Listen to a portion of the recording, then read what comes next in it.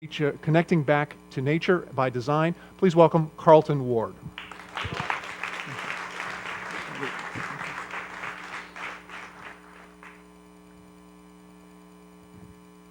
Good morning. Thank you, Peter. I'm going to confuse my identity a little bit more by describing myself as a conservation photographer.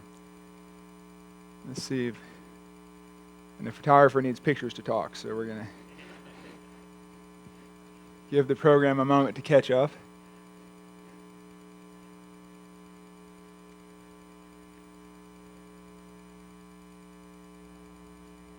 And that is somehow the end.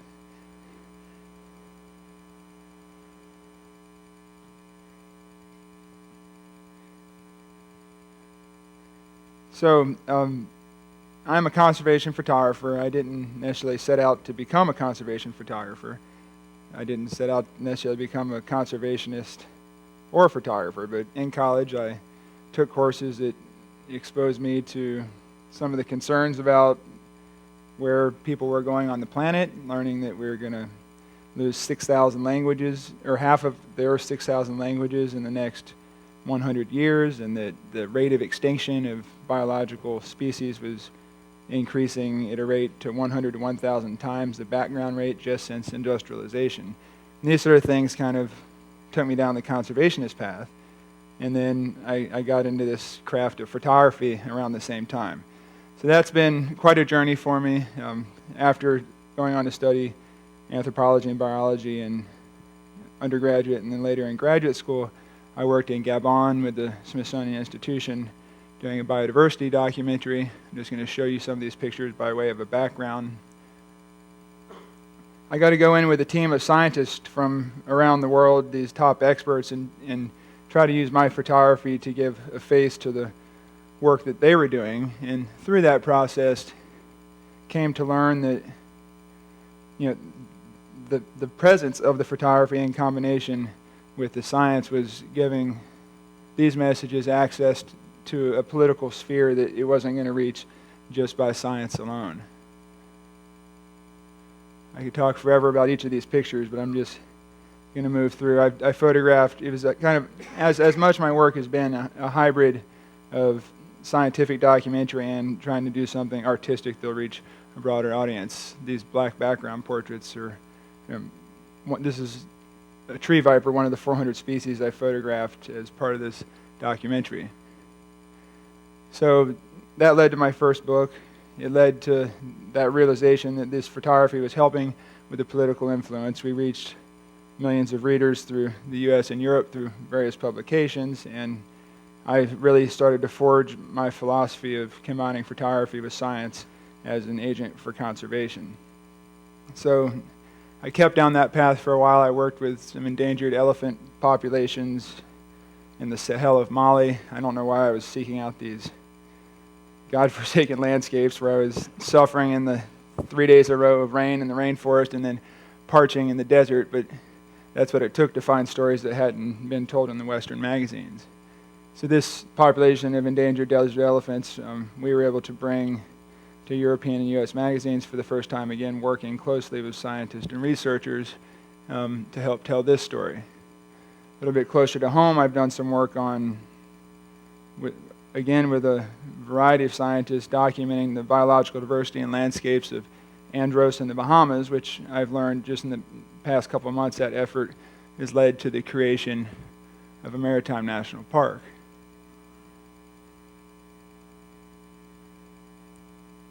So this is a little bit of background of who I am, and along this, I'll come here. Along this process, the field of conservation photography was also emerging. So in 2005, I got to be part of a group of people who founded the International League of Conservation Photographers. Two words that didn't necessarily have a associated meaning when used together until more recent times. I wrote the first academic thesis on that topic and then came back to Florida and founded the Legacy Institute for Nature and Culture, or LINC, which strives to use photography and communications to connect people to cultural and environmental issues for a conservation perspective. So coming back to Florida, I engaged on a project to look at Florida's ranchlands. you're probably wondering, where is this going on connecting nature by design? But I'm going to get back to that. I could talk to you for the entire time about the field of conservation photography and probably beyond the time I'm supposed to be here, but around 9 p.m. last night, I decided I wanted to do something different. And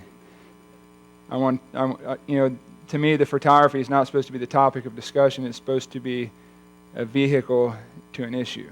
And so I want to try to circle back around to something I believe is one of the most pressing issues facing the conservation agenda now. But how I got there, I spent the last 5 years doing a documentary of Florida cattle ranches. And you might say, well, why were you documenting Florida cattle ranches? Or really, Florida does have cattle ranches? Well, there are the objective reasons, such as 20% of the state of Florida, some 7 million of our 35 million acres, are covered by cattle ranches. So to some extent, the future of large-scale watershed conservation and the future of species preservation relies on the future of these ranch lands. Some of these ranches close to the Everglades around Lake Okeechobee, their futures are intermingled. The panthers, the black bears, the sandhill cranes, the whooping cranes, the owls, the gopher tortoises, the alligators, they're all tied to the future of the ranch lands. And then there's the subjective reason that I had no control over, and that is the fact that I'm an 8th generation Floridian from a pioneer ranching family. And the older gentleman is my great-grandfather, Doyle Carlton, in 1929, where he grew up in the early 1800s in Hardee County, and he was a 5th generation Floridian at the time. He went on to become governor during the Depression of Florida, and his son, the young man there, Doyle Carlton Jr., was someone I got to spend some time with as a young adult taking a magazine writing class and learn about times where you drive cattle for 3 days without encountering a fence. And that really just awakened me to my interest in this topic. And so on this journey, I learned some interesting things. Florida has the first cattle in all of North America. They came in 1521 with Ponce de Leon. They were naturalized in the wilderness here for 300 years before the first European settlers other than the Spanish arrived. People still ride descendants of these 500-year-old cattle today, cattle and horses. Seminole Indians are cowboys. In the 1700s, descendants of a great chief called Cowkeeper, they relied on cattle and are still one of the nation's leading beef producers today. Deseret Ranch, outside of Orlando, not too far from Disney World, is the largest producer of beef in the United States or in North America. And then there's some very interesting people and other observations that I made throughout this journey. Places where you have to take a barge to get your cattle off the island in the middle of Lake Kissimmee to the coastline. And then most important to me is the relationship with the landscape and the people, and the fact that I met these Florida residents whose future very much depended on the land where they lived. This man, Freddie Griffin, has been working on the Lykes Ranch for 38 years, just like his father before him. This man, Rudy Osceola, has been working on the Big Cypress Indian Reservation for his lifetime, just like his ancestors going back 3 centuries. And then there is an inhabitant of a different sort, which was a process of discovery to me. I learned about some black bears also depending on these ranch lands for many thousands of years. Largely because much of these ranch lands are covered by forested habitat, or at least an average of 30%. And I came across, as I was out photographing for my Florida Cowboys book, met some researchers who are studying this population of bears in Highlands County, Florida, that lives almost entirely on private ranch land. They're catching the bears, fixing them with GPS tracking devices so they can figure out where the bears take the measurements, of course, let the eager photographer stand there for a picture.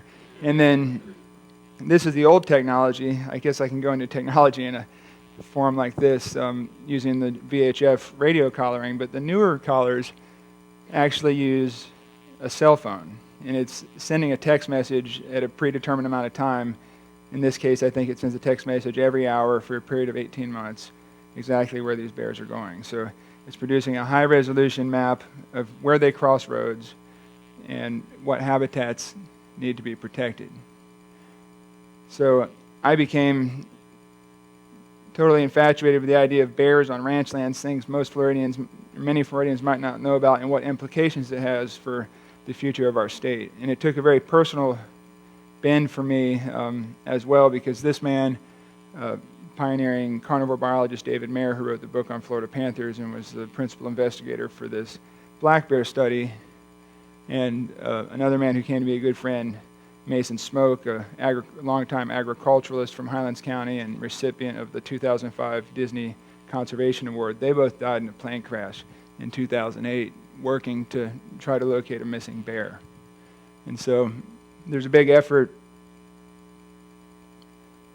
with me and some of their colleagues to try to keep the implications of this work relevant and moving forward for young bears like this one and for the land that they occupy.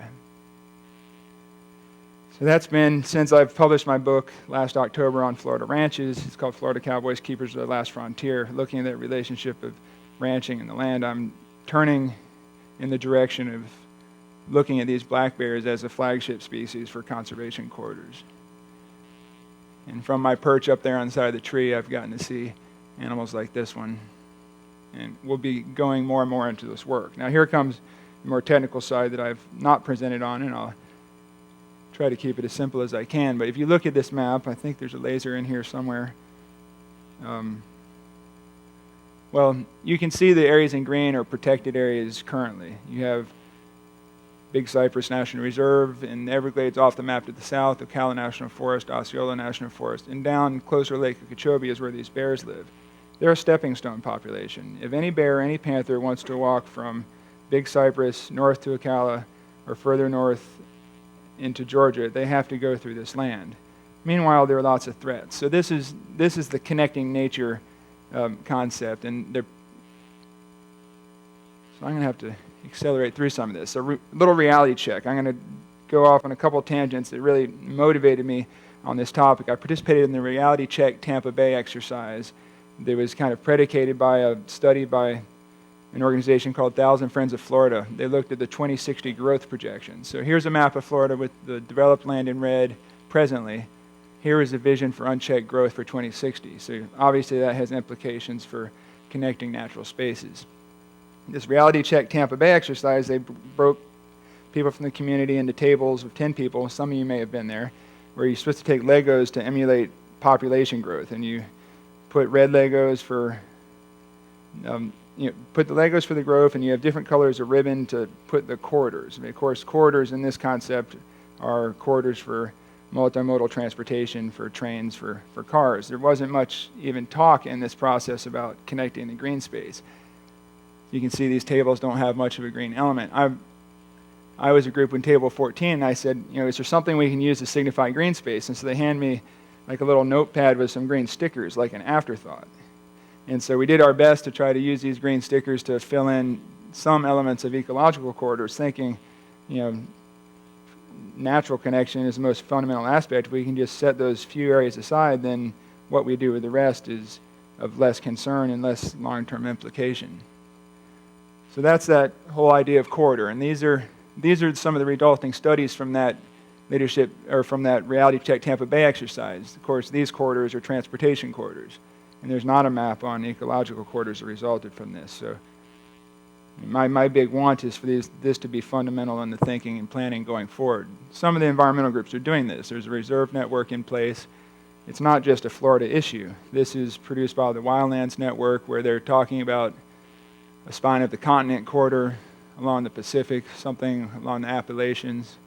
There's a new initiative called Freedom to Roam, endorsed by and funded by Patagonia, where there are other people trying to conceptualize and connect nature on a large scale. The Yellowstone and Yukon initiative, a friend, Florian Schultz, is a photographer involved with this, trying to keep nature connected and whole from the Yellowstone all the way up to the Yukon territories in Canada.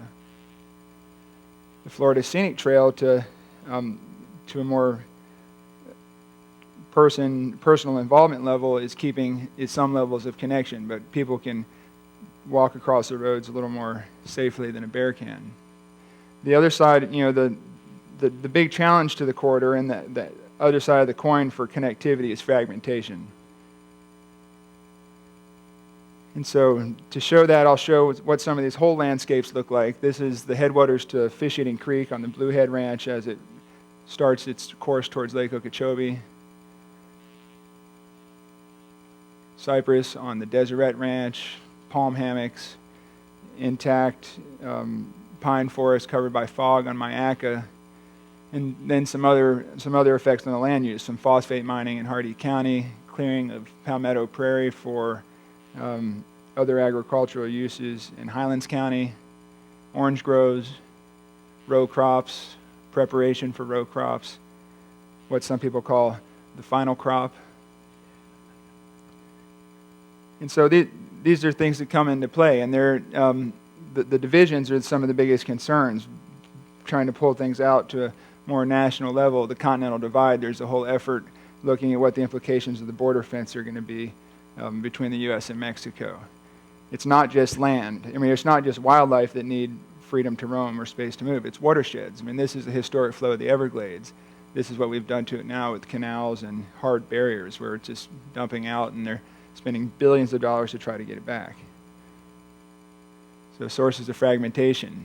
These are some of the things that really kind of galvanize my passion to try to raise awareness for connecting green space. You probably heard about in the news about the Heartland Expressway that was at the surface in 2006, a road that would just cut through the heartland. Brand new toll roads that if these things go in, if these things go in without having a upfront conversation about where the wildlife corridors need to be, then you can potentially lose this connectivity forever. So in the next decade, we'll either maintain it or lose it forever. That's the sense I get of that. Destiny. This is what people will call greenfield development. This particular development near Yeehaw Junction claims to be a eco-sustainable city, the first in the nation. Other people call it a can opener prying into the heartland. And that would be right in this potential Barrier-Canther corridor. So my TED idea, if you will, is not a new idea, but it's based on the observation that if we want these ecological corridors or connections to become real, we need to treat them with as much clarity and as much of a real vision as someone proposing the Heartland Expressway. We need to come up with a proper noun, and it should be as easily recognizable as the Kissimmee River or Interstate 95, so that when news of the next big highway, the next big city comes into the newspaper, there can be a counterpoint. So working with a team of people involved in this, I've been trying to organize around coming up with a single marketable concept for a corridor that would go from the Everglades to Georgia.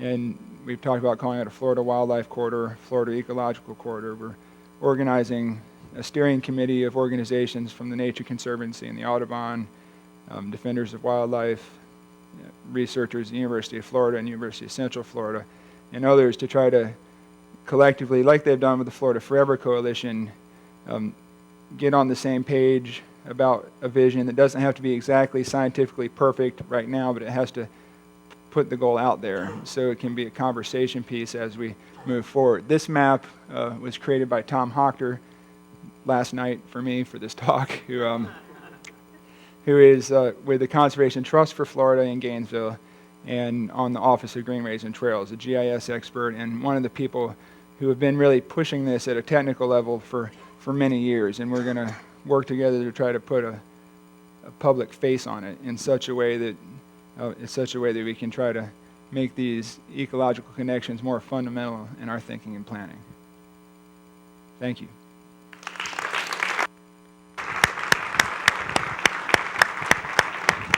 Great. Thank you, Carlton.